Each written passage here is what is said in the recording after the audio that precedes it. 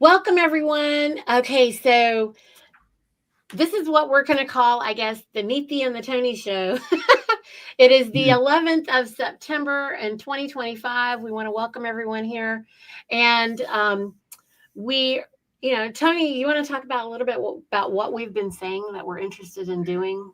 Yeah. So we got together as people know, Anna's taking a rightful break. Well, we don't know how long that's going to be for, but Niti contacted a while ago, and we've had some number of discussions here, which is ultimately about helping to bring the all of the International Assembly community together, but with the main purpose of raising the vibration, raising the consciousness, which ultimately is what we are and who we are, and at the same time giving people an opportunity to kind of talk about certain key topics. But really, it was the main thing was because we saw how Anna's webinars were evolving, and she's put so much information out there, as we know, in relation to assemblies, and there's more than enough information out there to on the structures and everything else, but this is more relating to how we can really help people with the power of the mind and consciousness and vibration, and deal with a lot of the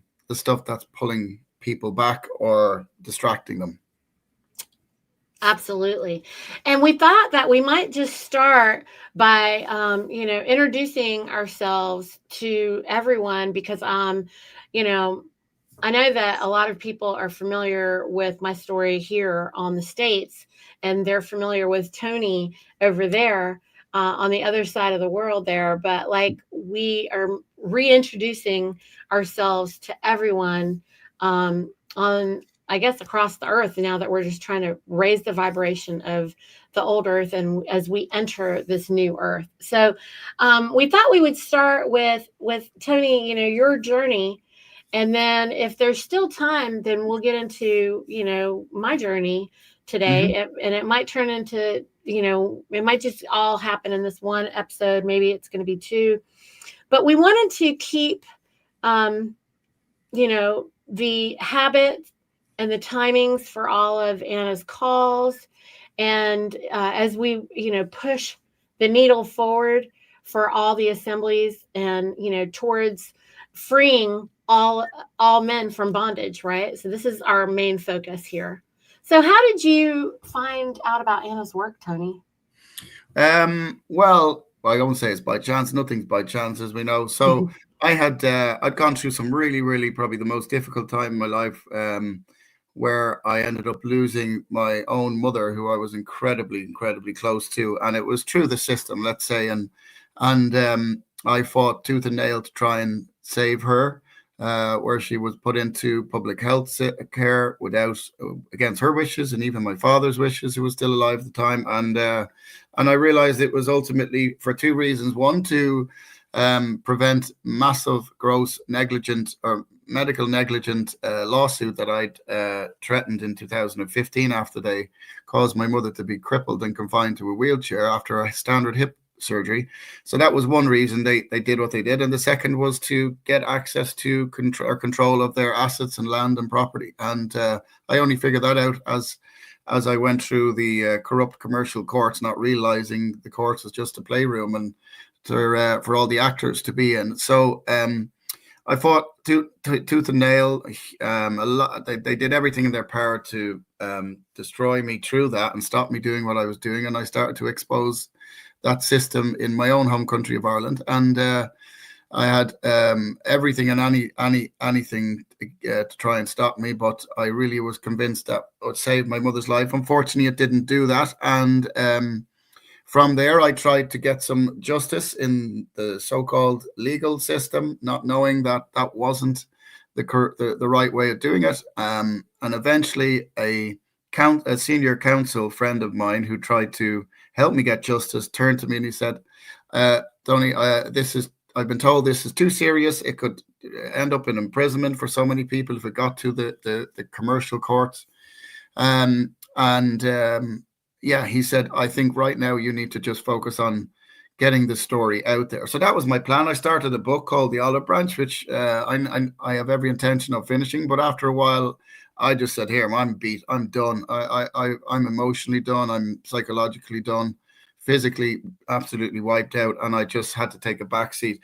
And then I started to study and hear about the living man idea, and obviously I thought, well, we're all living men and women, but then I realized we're not. And a woman also by the name of Anna in Ireland, when she wanted to train me up to be a constable or whatever, deputy at the time, under common law. So it was through common law that I came across Anna, really. And she sent me an email with the General Assembly handbook, and I looked in and I thought, oh, there's a phone number there, and she was raving about Anna, and me being me, I just saw a phone number, I rang it, and myself and Anna spent 2 hours on the phone. It was quite miraculous when I rang her, because she said, this is very rare you get me at this time. So I knew afterwards that it was meant to be, and we spent 2 hours on the phone, and I immediately felt this woman is something very, very unique. And she, when I saw her then on Zoom soon after, I nearly fell off my chair, because she looked like my mother. And then as I got to know her, I realized that I believe there was an aspect of my mom in Anna. And I know that sounds, maybe a little bit far-fetched, but if anyone knew my mother, she has so many similar characteristics to Anna. And everything from the compassion and unconditional love for everything living and being, but very, very much able to recognize the darkness and evil, very much having a strong side. She wouldn't let anybody say anything about her loved ones or family, and she was just an incredible woman. And so I really did feel that there was something very significant there in the connection with Anna. And from that, then I just started to study and learn from her, and started to set up the webinars. I don't know how many at this stage, but there's over 25 at this stage. So and then I went on the journey of started looking at my own self, and looking at the idea of the reconveyance and conveyance, which was all very new. So reconveyance new to me at the time, but I took the time to study it. And then I realized, I found out from the General Assembly handbook and Anna how we could actually do this and set up an assembly to protect us. And then I decided to, I said, I don't want to do this on my own. So I set up the international network of assembly coordinators.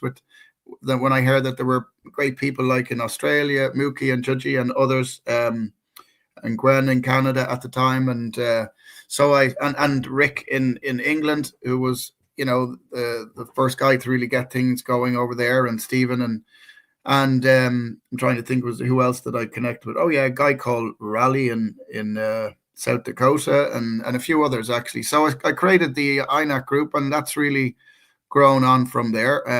And then I just set up the INAC Earth group, which is for the International Assembly community, those that are members of assemblies or in the process of doing their paperwork or have done their paperwork. And then the INAC is for the coordinators, state assembly coordinators, who are building or growing or setting up or calling into session their assemblies. And it's been amazing to see the growth of it. And I must give a shout out to all those who've kept the flag flying in INAC coordinators, because I took a back seat from the webinars, and Mookie took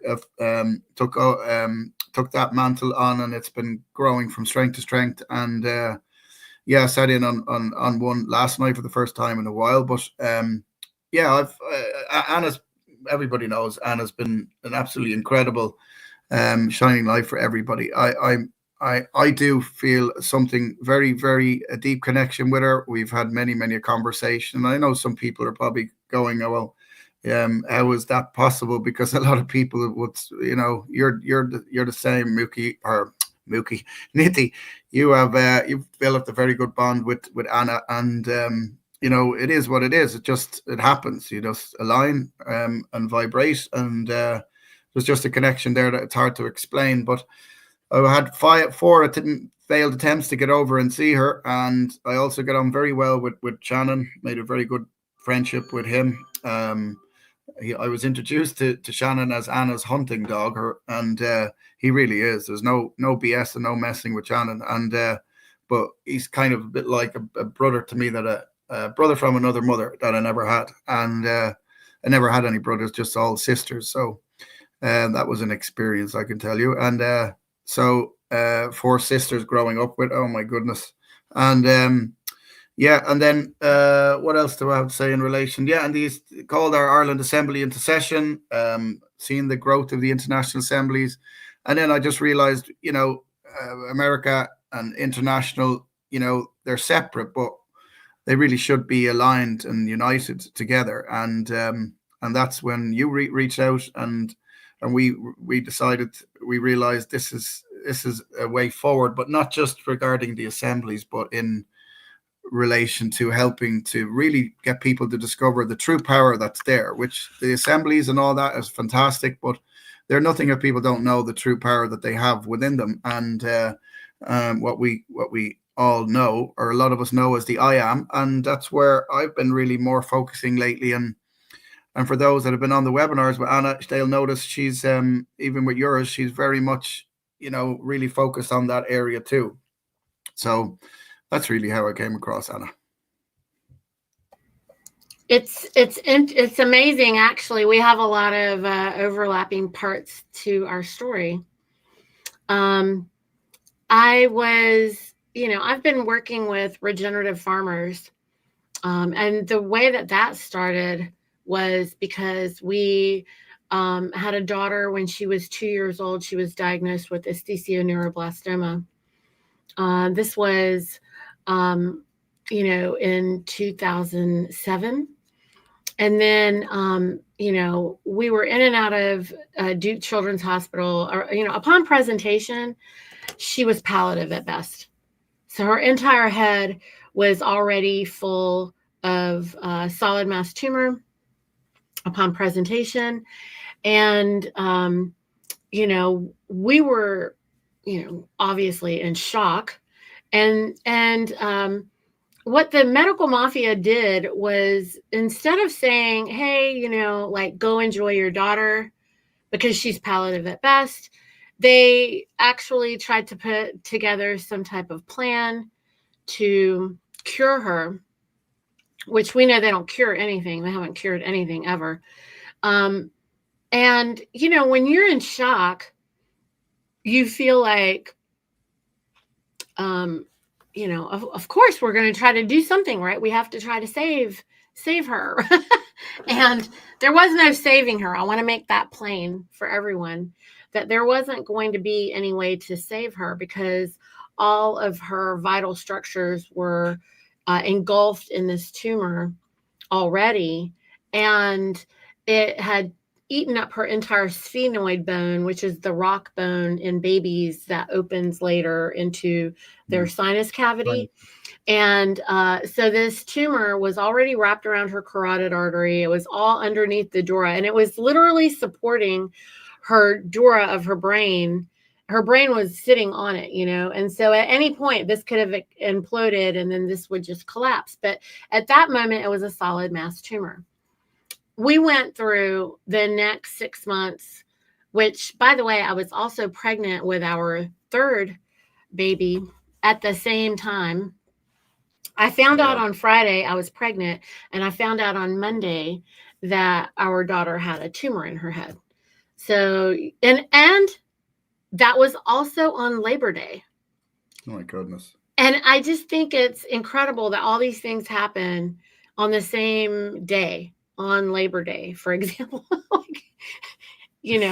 I also find it ironic that James decided to go back to his full form on Labor Day as we work to free men of bondage, free all men. Irony.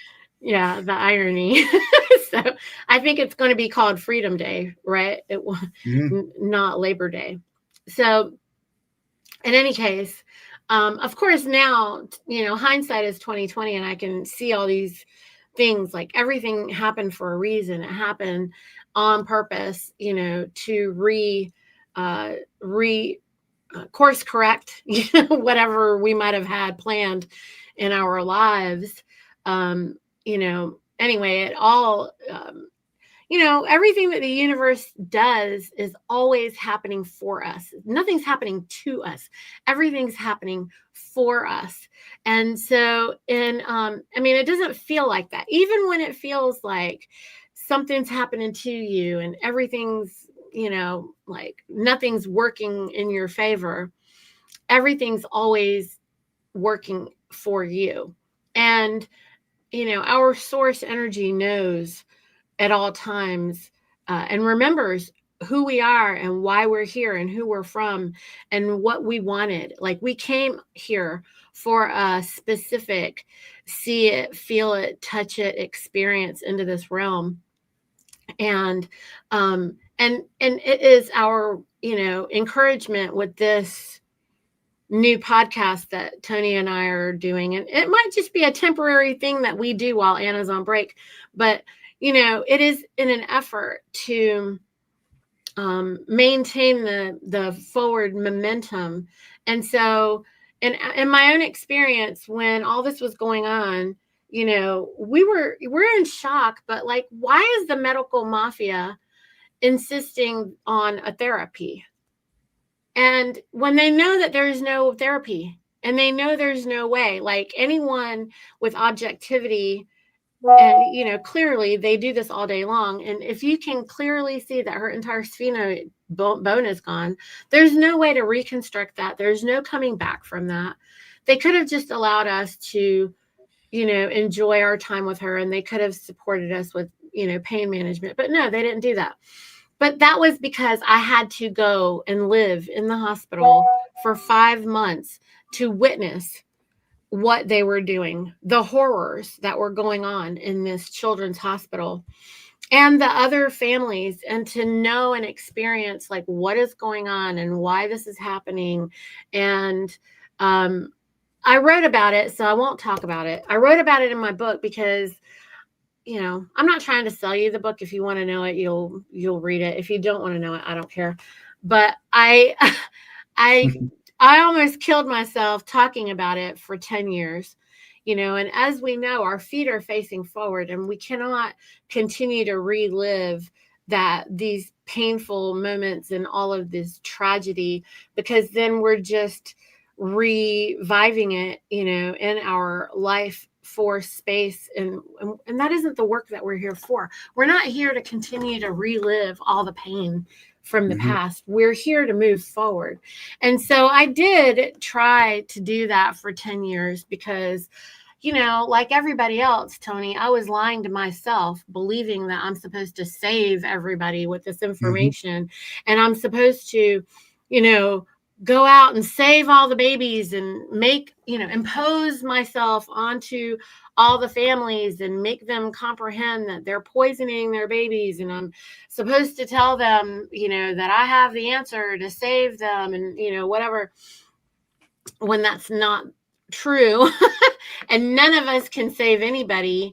And, it only took, 10 years of me banging my head up against the ground to realize that this is the stupidest thing I could ever do. And that the best thing I could do is just, be the example, be the demonstration, and then allow people to just, participate and ask. And, we just be the beacon of that light. And so that's the reason why I wrote the book, so I could release it. Because, what do we learn? We learn the most powerful thing we can do is release it and just leave it out there. And so, of course, we have people that aren't, they haven't had any of these type of experiences, and they're just on a different part of their journey. And so they're still competing. They're still efforting. They're still, arguing for their limitations. But, we did lose our daughter when she was 4 years old. When,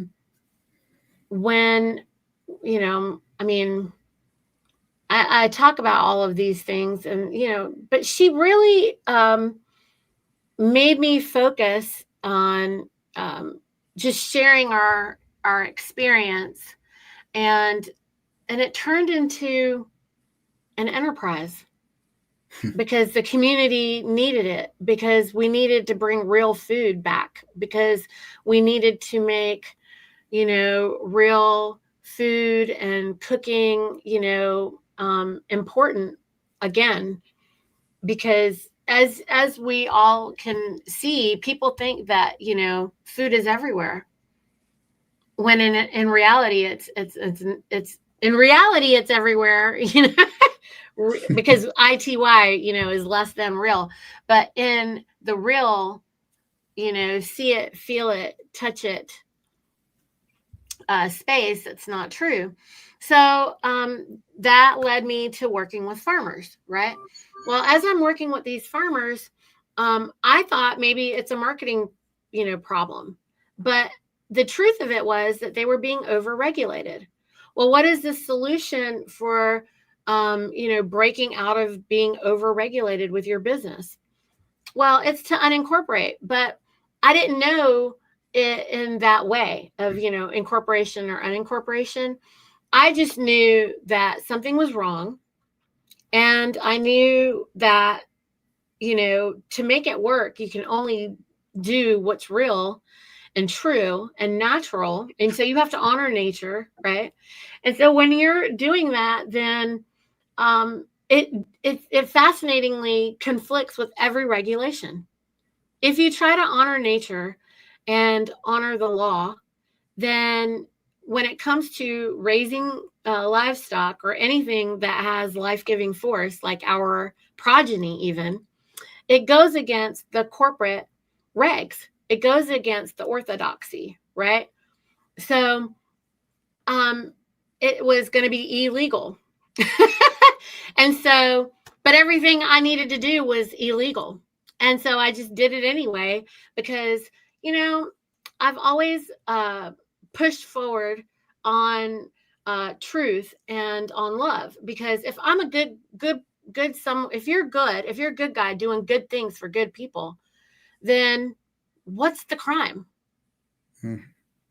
And so I decided, okay, I don't care if it's illegal. I'm going to do it anyway, because I'm not doing anything wrong and I'm not causing harm. And I have families, I have parents that are coming to me wanting to know, how did I stop the cancer in my daughter? What did we do? Like, how did we help her? Because she did die, but not before we stopped the cancer.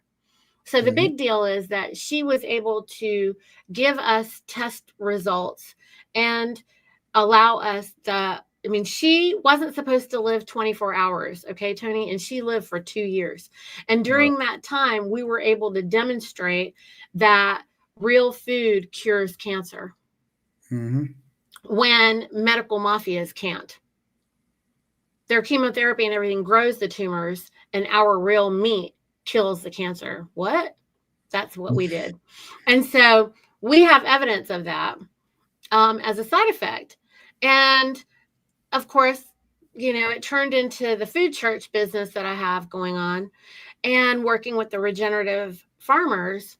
And I kept wondering, like, the USDA, the FDA, the CDC, everybody kept trying to come and shut down my business, because I was making regenerative meat, raw milk, butter, eggs, things that were not poisoned, not vaccinated, not adulterated in any way, available to our community. Well, I was the greatest threat to the orthodoxy and the corporatocracy. Who knew?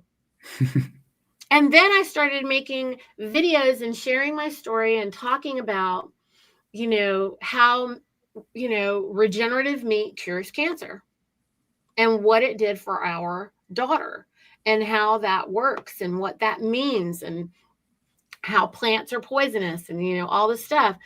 And plants are poisonous, because if they're medicine, if you take medicine every day, it's poison. So, hello, you don't take medicine all the time, because if you just take medicine all the time, then it becomes poison. So, these are like logical things that people currently aren't capable of processing due to the political correctness, right? And the lies and the immorality that are pervasive in our society. So what I learned is that for me to avoid litigious threat, I had to walk on truth, which meant I couldn't lie. I had to be very, very careful to speak the truth powerfully over people all the time. And that allowed me to win against the USDA and the FDA and the CDC, who tried to come and shut me down over and over and over again. And one day they sent me a letter and said that I was a self-proclaimed governing body. And Tony, honestly, I was offended when I got it, because I thought, I'm not a narcissist, okay? Like, I'm trying to help people. And, I don't know what you're talking about, because, of course, they make you believe, the corporatocracy has everyone believing that you must be good. You must fit all the checks. You must, whatever. You must be this, that, the other. And so anyway, I was able to run my business that way for all these years. And I never could figure out how I was doing it, because they were allowing me to do this, right? And I thought, that's interesting. And so then I started having people wanting me to teach other farmers how they can also do this.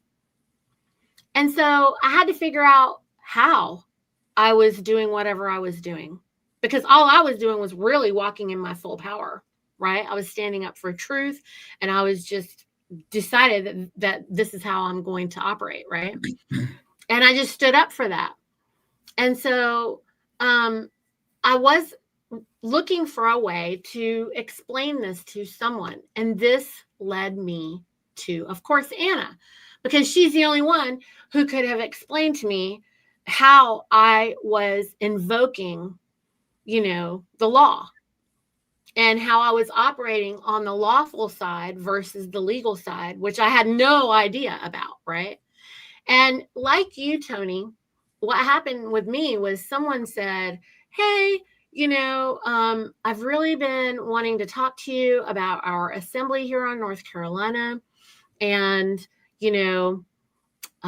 would you be willing to have a conversation about this? Because they were in the membership here. And I was like, definitely, like, what are you talking about? So they're trying to tell me. And I said, well, who is this Anna? Where is this coming from? She's like, oh, well, there's this lady, Anna. And, she's telling me all about Anna. I go, okay, I need to talk to Anna. And they're like, oh, no, you don't talk to Anna. Like, this is just what we do, and blah, blah, blah, blah. I was like, what do you mean I don't get to talk to Anna? And they were just like, well, I don't think you can really talk to Anna. But, like, they're telling me about the assembly, like, come check it out, blah, blah, blah. And I was like, okay, so I did. And then I got involved, in the assembly. But before I declared, I started, trying to figure out, who is this Anna? Like, what's going on? And I started supporting the North Carolina Assembly with outreach before we even had declared. We weren't even part of the assembly. We were just hosting it here because, I wanted to learn more. I wanted to hear, what are they talking about? And so I started, I was already doing a podcast. I was doing it part-time because my full-time work was too much for me to try to have a podcast.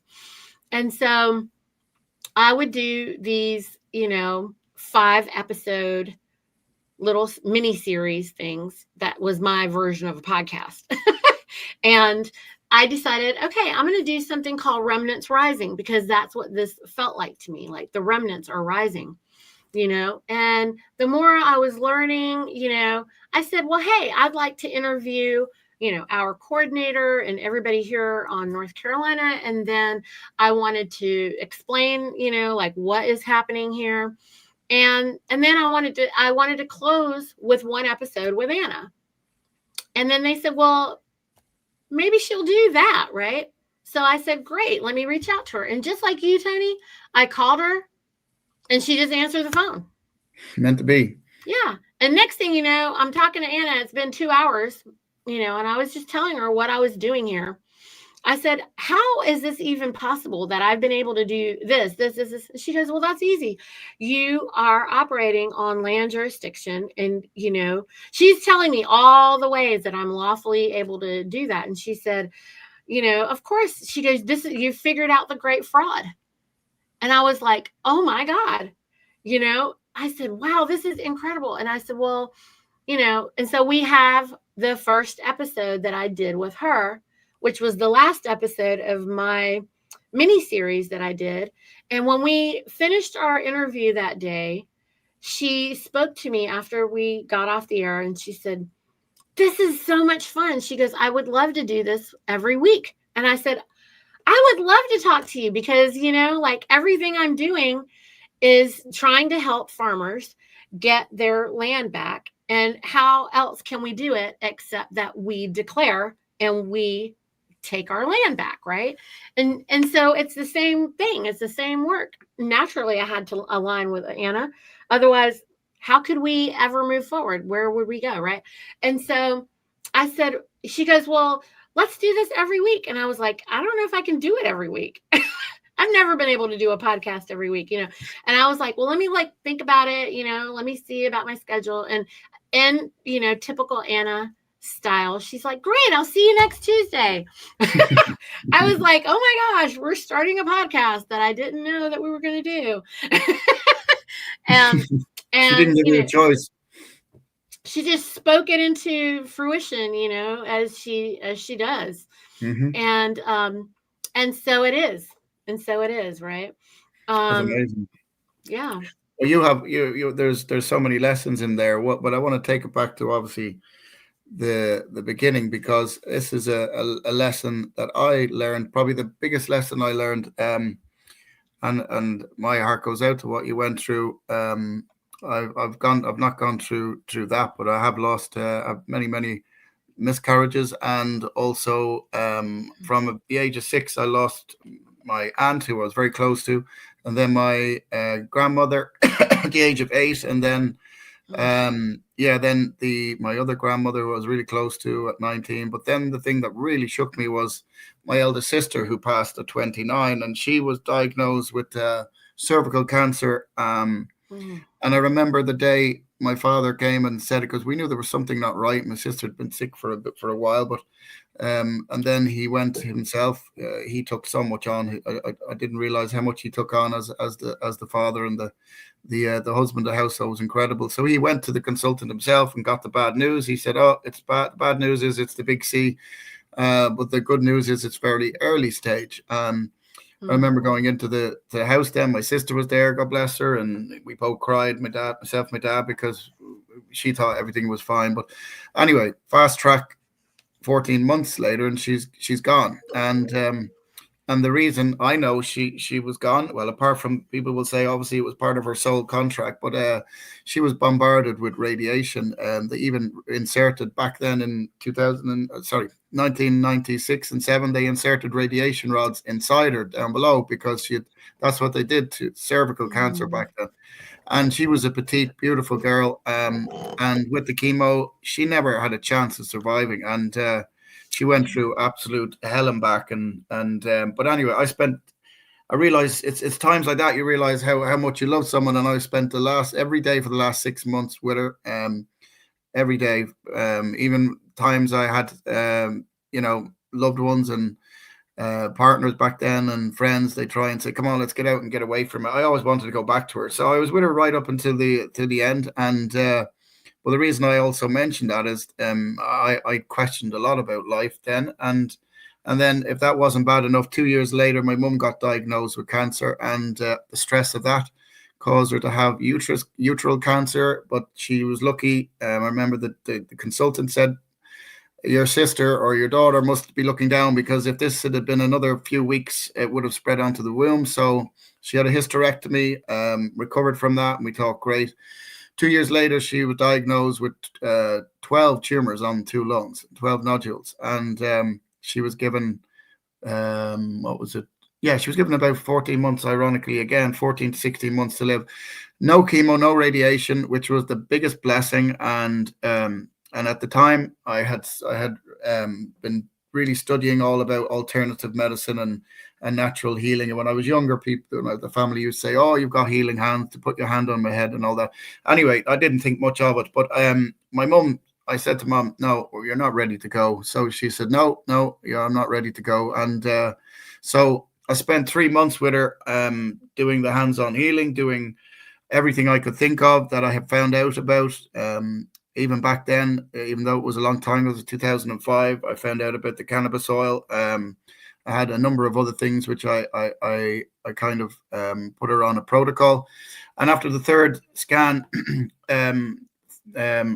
sorry, there was 12 tumors. Yeah, so it was five on one side and 7 on the other. So all 7 on the right-hand lung disappeared and 3 on the left-hand lung had gone. So it was down to 2 little tumors, and all the oncologist says is keep doing what you're doing. So 3 months later, the final scan showed that there was nothing but scar tissue left. So I was called into it. I was asked would I go and meet the consultant, which shows how they think. And I remember being in the room with the consultant and my father, and about 4 big fancy medics there, professors. It turns out 2 of them, one was from Germany, another was flown in from whatever country. And they were just quizzing me on what I was giving my mother. Now, she was supposed to be taking a hormone kind of treatment to trick the cancer into thinking that her body wasn't producing estrogen, but it was a steroid. So the minute she heard it was a steroid, she said, "Screw this! I'm not taking a steroid. I'm not going to be looking, like whatever I'm going to be looking. If I'm going to go out, I'm going to go out looking my best." So she said, "I'm not going to be dosed in steroids." So she never even took the steroid. And so when this was announced in the consultation room, they were like, "You never took the Megase?" And no, she said. And then they said, "What did you take?" And she just looked at me and she said, "I had the unconditional love of my son, the help of my son, and Jesus." And I had a picture of Jesus, which I was given a few months before I started to help my mother. And I knew it was meant to be. And every time I did the healing, I know some people may not believe this, but this is exactly what happened. And I knew that my mum was going to be fine. I knew it. Now, if she'd had a chemo and radiation, it would have been a different matter. Word got out, and I didn't want it to get out, but my mum couldn't help telling the word about her recovery, miraculous recovery. And so with that, I got loads of people contact me, and I was engaged at the time, and I just said to my then soon-to-be wife that I thought, no, I'm not ready for this. I just wanted to help my mom, but she had a young friend of hers who was 18 with an inoperable brain tumor, and she said, "Please, you have to help him." And I really felt, no, this is not right. I'm not here to. I was only here to help my mother. Got a long story short, I helped him. I had a dream the night before. I helped him, and there's a very, very big reason. This is not to talk about what I did, but this is to talk about what happened in the end. So I dreamed the night before where my sister appeared to me, handed me a rose, and next day when I was just doing the hands-on healing, he conked out and he woke up. I thought I didn't know, like something from the Exorcism movie. He just jumped up. I got a big fright, and I thought, what have I done? And he said, "No, do you not smell that?" And he felt somebody had a rose to his nose. That rhymes, doesn't it? And I said, "Oh my goodness." And I never told him about the dream I had the night before. But afterwards he left, and I said to Lorraine, I said, "He's going to be fine." And I told her about the dream. And the inoperable brain tumor he has shrunk so much that it was a very simple surgery about 2 months later. And, I heard a few years ago that he was very alive and kicking and doing well happily married with 4 children. So there were the other ones that I helped were all those who didn't get chemo and radiation. And the 3 that I couldn't help were well in the way with chemo and radiation. So I realized, and it reminded me to my best friend's dad, who was one of the most well-known doctors in Dublin, and he treated people for all types of cancer. And he wasn't an oncologist, but he was just an incredible doctor and a GP. And he brought us in on 2 weeks before he died. He brought myself and Dylan, my friend, his son, into his room. He had gotten one of the most aggressive cancers, the irony of it. And he told me and Dylan, he said, "I want you to do 2 things. Number one, if ever you get cancer, I want you to look in the oncologist in the eye and ask him, is this the treatment that you would take if you had the same diagnosis. And then the second thing he said, stay the F away from antibiotics. And they were two of the things that he said, and they were really stuck in my head. I'm like, why is he telling us to stay away from antibiotics? And then I realized antibiotics, as we know, are there to take away your good bacteria, and as well as trying to, do what it has to do. But chemo is there to take away your good cells. Everything is there from the medical system to make it look like it's healing you or helping you, but it's literally there to keep you alive as long as possible to make as much money from you. We all know that, but this was evidence to me, and that woke me up so much to the medical system. And from that day forward, I knew that my part of my mission was to go down the natural healing and an alternative route. But this brings me to the point I was going to make. So the pain you suffered, and then later on the pain, my mother never had sight nor sound of cancer for the next 13 years. I'm showing my Irish accent there. And 13 years, she never had sight nor sound of cancer. I have a letter from the oncologist, which I finally got off him, admitting that there was no medical explanation for her recovery. And but what happened to my mother in the end was truly horrific, and it was nothing to do with cancer. It was nothing to do with anything that was diagnosed. They just did what they did to protect themselves. But the main lesson was, and this is what Anna also said in a text to me the other day, because I've lost loads and loads of people, and I realize it's something that I've struggled with, is the fear of loss. And she said, Tony, do a life review, take a step back. What you just said there is very appropriate as well. Is when you do this life review, is to step back and look at all the things, the trials and tribulations, and then you actually start to realize the joining of the dots and the most significant and hardest moments are the ones that you learn the best, most incredible lessons. If I hadn't gone through all of that, I'd never met Anna. If you hadn't gone through that, you'd never have met Anna. No. We'd never have met. We'd never be here today. And the chances of us being here today are so ridiculously far-fetched. There is nothing by chance. And so the moral of the story here, I want to finish on what you've said and what I'm saying, and this is for everybody, is to see the blessing in the most difficult moments, that there is a blessing and a lesson in everything. And if you realize that every trial and tribulation and everybody we come in contact, there's a lesson. And I started to do that, and I started to do it as a positive instead of saying, well, why have they done that and why have they done that? I'm trying to look at the positives. And recently something else happened, as you know about. It's not for the conversation here, regarding our assemblies, and that was a blessing. It was a negative thing that was tried to be done, but it turned out to be a blessing. So that's the lesson, is for people, no matter what happens, see the lesson and the blessing. Well, the only way that we're being shaped, and we are more formidable, for having walked this narrow path and having to look. We must be really hard-headed that we've had to suffer as much as we have to arrive in this moment. And there are so many people that can't know. I guess you have to just go through some of these things so that you can have that appreciation at the end of it all. And everyone doesn't find appreciation by going through those things. I think it's the way that it's nature's checks and balances, I guess, right? It's just pushes you into corners to see, who's going to be the most formidable, to be able to come through. Because you've definitely been forged in fire, at that point. And fascinatingly, being forged in fire like that, you would imagine that we would be a lot harder, but I think that we are a lot more loving, because love is the divine solvent for everything, and we're able to find the love that there was and is for us in this universe out of it all. I mean, and when you really think about, you know, how it has shaped us to be able to come and to do this work against the great fraud.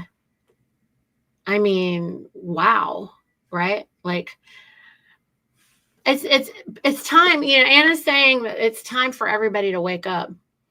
Mm-hmm. And so what Tony and I were interested in doing here is bringing a lot of these hard conversations that we've found to be repetitive. He's found them on his side of the planet, and I've found them on my side.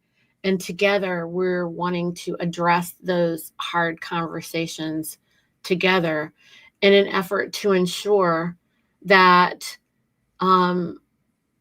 as we try to free everyone from Babylon this time, there's no way for us to miss the mark.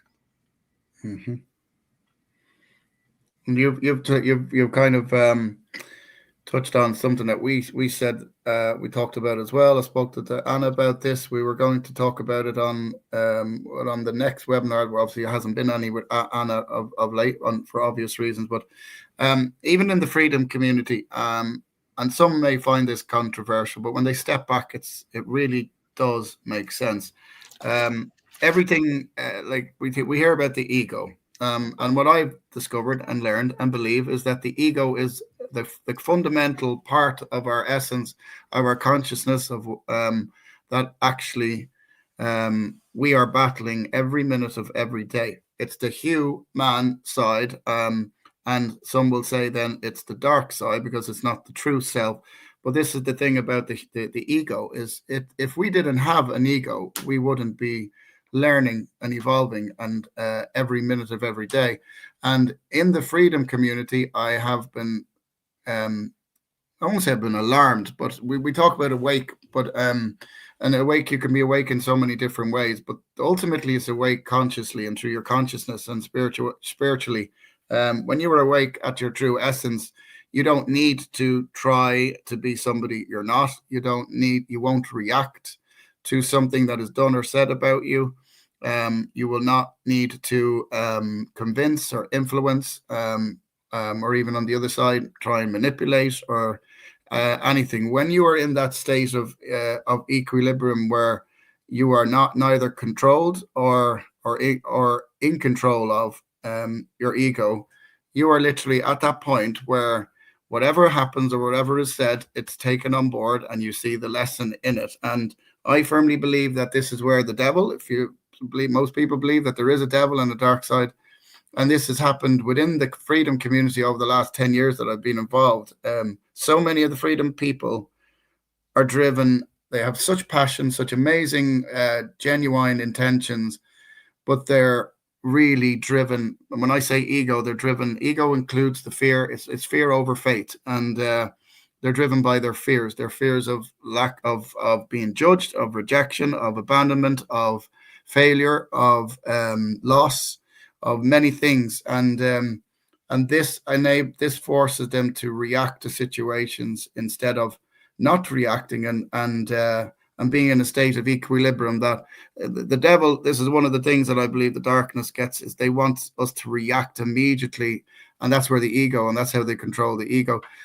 So when we talked about things and what we topics that we could really look at helping people, I really feel understanding the self and the I am, and the I am includes the ego at the heart of it, because without the ego we don't evolve and learn. And I think that's a subject that we could really go in deep in, and because I had to do that years ago. I had to do that because I felt when I was younger, I had to be this. When I was very young, I always felt I had to be number one and the best of everything. And in terms of sports, and I was did quite well for myself academically and sporting, and even in business, and that came from something that I was geared in me or driven in me in childhood. And there was a reality check one time when I realized, what am I? I'm not actually being my true self here. I'm living to be somebody else that I want other people to think I am. And that is something that I think if people take a step back, and doing meditation and a life review is an incredible way of joining the dots. And the times where we've felt we've done things, let's say, that we regret, is when we actually have been controlled by our ego. There could be something so small, it could be something massive, and it is the ego, which is ultimately fear over faith. And I think if we could, even in the assemblies, there's amazing people out there. But if they actually stop and think things they want done, or things when they don't want done, or things that they do or don't do, if they realize, are they doing this from who they really are, which is unconditional love, that's what we are at essence? Are they doing it from the brain, the head, which is more driven by the ego and the fears? And if more people could actually start to do that and look at the decisions they've made each day, the choices, the people around them, and ask, have I done these from a place of sincerity, authenticity, and unconditional love, or have I been ruled by my head in this decision? And normally, as you know, the head over the heart is the ego. The heart over the head is our true self. And I think that's a subject that we could talk about forever. And I think it is one that we should bring in. We should bring in the wider community to discuss. Mm-hmm. Yeah, I mean, there is no efforting required when you allow yourself to go with the flow, to allow yourself to receive. I mean, you can't receive the energy and the vibration and the cooperation if you don't allow it. You have to choose it. And so, and when you operate in a way where you are choosing cooperation versus insisting on and operating in, competition, once you allow that and you let it go, it is so much easier. Ease and flow. And you have to decide, you have to just decide, I will no longer allow chaos and confusion. And I had to make that decision, and I did, and I do. And I do not allow chaos and confusion in my life. If there is someone coming at me 100 miles an hour with chaos and confusion, I rebuke it, and I will call it out. I don't have any problem, calling that out. And you have to decide. I decide every single day, I will not move forward without clarity. I just won't. And if I have no clarity, I'm not doing it. Like and I am like the water buffalo that will just stand on the edge of the water waiting, and that's what everyone needs to decide for themselves. There's no reason for any of us to be competing with each other if we are actually interested in freeing men from bondage. And the only people that would interfere with that are either the people that are afraid, who operate in a lower vibration, or the people that are, somehow paid opposition and they just worship the money. And that's it. I mean, there's the ones that, lack knowledge that have a higher vibration. But the ones that lack knowledge and just, have a higher vibration, but they want the knowledge, they show up. And maybe, they just enjoy studying together versus only reading. But most of us, I think, are reading and studying on our own in addition. And we just get high when we're all with each other. So it's a lot more fun. And so we were hoping, Tony and I were hoping, that this space would attract and help us to lift as many of those electrical beings that are out there on this earth, because it's time for everyone to rise. Very much so, and I think the one of the things this could evolve into, and Anna has talked about this, is, and what I touched on is, we all have trauma, which at some point in our life is suppressed and needs to be healed. And that trauma, if it's not healed, it could be something that happened many years, moons ago, or something that happened recent. If we haven't addressed it and learned the lesson from it, and let it go, as you rightly say, it literally suppresses inside us. And every emotion actually that's suppressed attaches to various cells and parts of the body. And as you know, there's emotions. If you only have to study, alternative medicine and Chinese medicine and modalities and Ayurvedic as well, they all say the same, that our emotions are what actually is the most natural thing that comes to us. But if they're suppressed, they actually are attached to certain parts of our organs. Like my mother, there was no coincidence that she, in my eyes, it all made sense. Her firstborn, the one that she, wanted so much, she lost, and she had, she never dealt with that. She felt she was, why is she alive? And my sister was gone. She kept saying, and that manifested in, because she didn't deal with that emotion. You would understand why, but that manifested in a disease being formed in her uterus, which is such a symbol of her birth canal and giving birth to her first child. And then the lungs, when she had it in the lungs, I realized later on, her breath was just, because it takes your breath away. I mean, look, yeah, this is all true, but what everyone here should know is that when you can parent yourself out of all of these things, there's a lot of folks that are going to want you to, you don't have to go to anyone else outside of you to remedy these things. You can parent them for yourself, but also, if you want to have an energy exchange with someone, then that's fine too, right? Like, there's no wrong way of doing this. Sometimes it's helpful. I remember when we lost our daughter, then I was led to this woman in our community, and she did, this.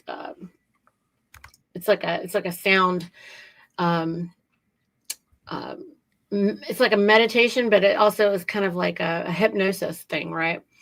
And so I used to go and sit with her, and she, she would play, and there are these it's sound bowls, basically, right? And I just went there until I just one day decided I didn't need to go there anymore. And my mom was like, "That's so crazy, like, why would you do that? How do you know that it's helping you?" I go, "Well, I don't know. I went. I felt good about going. I was happy to go. I looked forward to go, and I came back. And then one day, I decided I didn't need to go anymore, and it made me, like, I felt like she really helped to take the shock and the trauma of the loss of my daughter and help me to find a way to redirect my love for her to where she is in her natural state now, so that I'm not disconnected with her." That's really what it is you have all this love for this other one, and you just need to find a place for it to be. absolutely. And if you can't find, who you've lost energetically, that creates problems, and that energy can be stuck in your womb, in your lungs, in whatever, because we're already, like, we're not deep breathers. We become shallow breathers, Yep. especially with all of the pollution and all of the poisoning of the corporatocracy.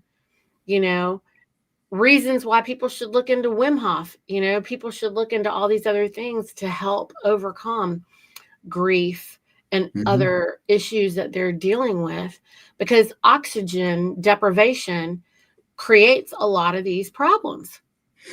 And it can also remediate that just the same way as, you know, I see people talking about like CBD oil and, carnivore, like watching, listen, being aware of what it is that we're allowing ourselves to expose our temples to will definitely make it better for us to realign our vibration and manage our energy.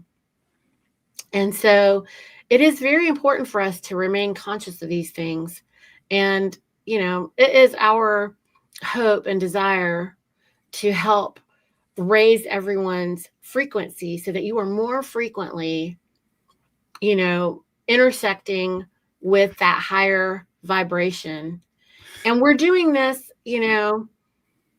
for all of us, for all of you. And we're also doing it because we do want to see Anna's work come to fruition, which is not about, creating a new government to control the minds of the men. That isn't what the focus, that's not the mission, folks. If you think that's the mission, you don't really get the mission. The mission is to free all men from bondage. Mm-hmm. You must be psychic, because I was about to talk about that before I finish up, is a protocol which I found is just incredible. People can take what they want of this, but one of the core parts is breath work. Because I was actually I was in the first group that was trained by Wim Hof as a practitioner back in the day. I reached out to him in 2010, and he said, "Oh my God, the chances of you contact me at this time, I'm just finished my practitioner's training. It's going to be epic, and you can be on the first group." And I was, and it was absolutely incredible. So part of the protocol that I've found is the most incredible things is breath work with ice therapy. Not for everybody. Really hot baths, and ice therapy, salts. Make sure you get your salts. Also, the grounding and earthing, really, really important.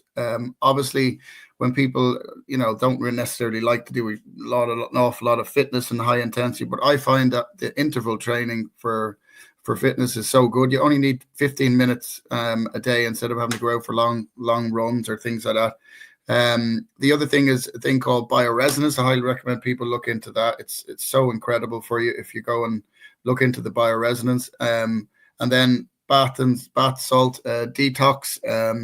You can that's really, really good as well. So I did all these things. The cold therapy was so incredible. So every morning, cold therapy is addictive. When you do the cold therapy, it is addictive. It's actually surprising how how you think that, okay, also it's a huge workout. I mean, it is fantastic, because if you are in pain and you aren't or you are like really you might be really overweight, but you could also be really underweight and just don't have the energy to do the workout. Then, falling into a cold bath of water is easier than all of those things. And so if you fall into that water, you can't believe how quickly it circulates your blood and it gets all the things moving. Oh, and sound is it gone. will Then I was make me, you it huh? What did you say? You can hear me. I can't hear you. Maybe. Oh, I hope everybody can hear me. That's strange. It says that my mic's working. Anyway, I'm just going to finish second. my... Maybe it's just something, if you can hear me, it might be the internet here. 1 second. Yeah. I was just going to say to everybody that it really gets the blood flowing. And you keep talking there. I just think it's something wrong with my internet. 1 second. Okay. Yeah. And while folks are unable necessarily to really work out properly, this idea of, hey, just fall into some cold water, allow it to help move the blood around and get your circulation going. Another thing is when you're taking your hot baths with the salt, if you put some calcium bentonite clay in the water, then it will absorb and adsorb by circulating your blood for you as well in the warm bath. And it will reoxygenate as well. And it will also help to do all the same things in a different way, but keep that circulation going. And it's also been known to help, especially like if you soak your feet in a warm foot bath with the calcium bentonite clay, then it will also help to revive the extremities where a lot of folks, who suffer with diabetes and things like that, that it would help improve the circulation and save their toes so that they don't have to be, removed, because a lot of people start losing fingers and toes due to that. But any of these practices can help you get going so that you can kind of jumpstart the body and get it moving again. Are you back, Tony? We can hear you. Looks like you can't hear me still. I cannot hear, unfortunately. If you can hear me, Niti, I can't hear a thing. So there's obviously something going on here. I've shut down my Wi-Fi and come back on, and it's still not working. So, okay, if you can hear me, I'll let you wrap up, and I'll say goodnight, and we'll talk. We'll have a chat again. Okay. Well, it's been an hour, everybody. We will see you guys next week when Tony and I will continue our conversations. And, we invite everyone to come and help raise, the vibration of all living men on earth. And if you're able to help send some support for Anna and the Federation, then, we've left all the information for Anna here on the screen. And we hope that you guys have a blessed evening, and we will see you next week.